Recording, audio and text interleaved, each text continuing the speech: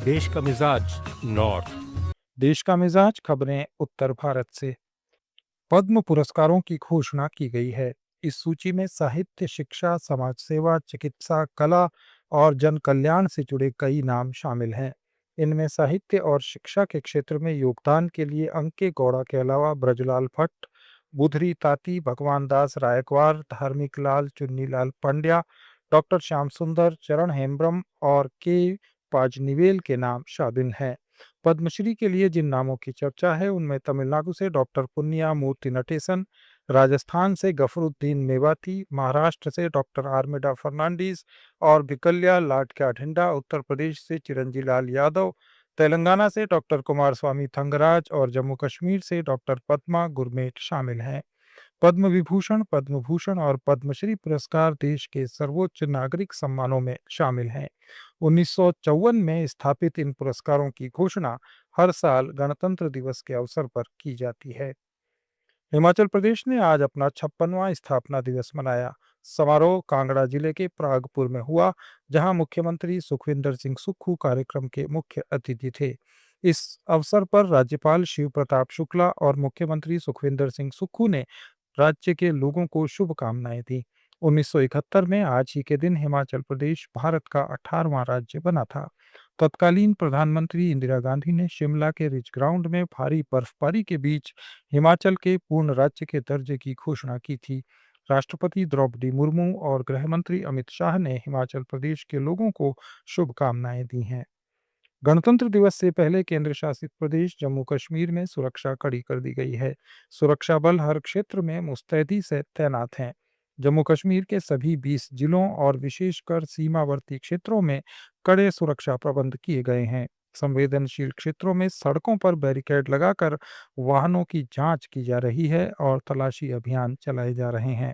घुसपैठ और संघर्ष विराम के उल्लंघन को रोकने के लिए अंतर्राष्ट्रीय सीमा और नियंत्रण रेखा पर पुलिस और पैरामिलिट्री फोर्सेस की पर्याप्त संख्या में तैनाती की गई है।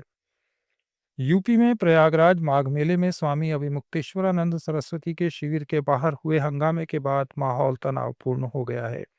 शिविर के बाहर अराजक तत्वों ने नारेबाजी कर वहां जबरन घुसने की कोशिश की, जिसके बाद अभिमुक्तेश्वरानंद सरस्वती के अनुयायियों ने उनकी सुरक्षा बढ़ा दी है। शिविर के चारों ओर अब बैरिकेडिंग कर दी गई है।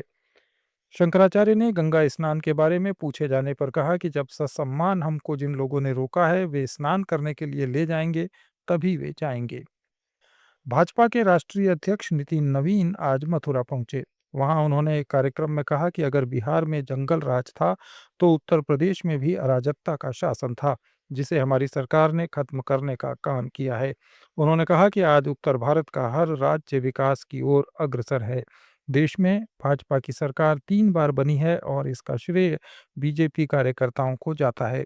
उन्होंने कहा कि हमने ऐसी सरकार बनाई है जिसने सनातन परंपराओं को बढ़ावा दिया है। बिहार में अगर जंगल राज था तो यहाँ पर भी उस अराजकता की सरकार थी जिसको हमारी नेतृत्व वाली सरकार ने समाप्त किया। आज बिहार हो या उत्तर प्रदेश हो, देश का उत्तर भारत का कोई भी राज्य हो, विकास के पटरी पर अगर आगे बढ़ रहा है तो इसका बड़ा देन कहीं ना कहीं भाजपा कार्यकर्ताओं को भी जाता है कि इन कार्यकर्ताओं ने अपने समय का संघर्ष किया और उस संघर्ष के बल पर आज देश में अपनी सरकार बनी। और एक बार नहीं, 3 बार अगर देश में भाजपा की सरकार बनी तो इसका श्रेय कार्यकर्ताओं को जाता है। मैं साथ ही साथ उत्तर प्रदेश के विकास में जिस प्रकार से काम हो रहा है, मैं माननीय मुख्यमंत्री जी को बहुत बहुत बधाई देता हूं कि जिसमें हरियाणा के प्रदेश भाजपा अध्यक्ष मोहन लाल बड़ौली ने कहा है कि दक्षिण हरियाणा में पार्टी नेताओं के बीच चल रहे मतभेद अब पूरी तरह दूर हो गए हैं। उन्होंने स्पष्ट किया कि ये केवल मतभेद थे, मनभेद नहीं। मोहन लाल बड़ौली प्रधानमंत्री के मन की बात कार्यक्रम के सिलसिले में गुरुग्राम पहुंचे थे। पत्रकारों से बातचीत में उन्होंने कहा कि अब पार्टी में बयानबाजी का दौर खत्म हो गया है और सभी नेता संगठन के साथ एकजुट हैं।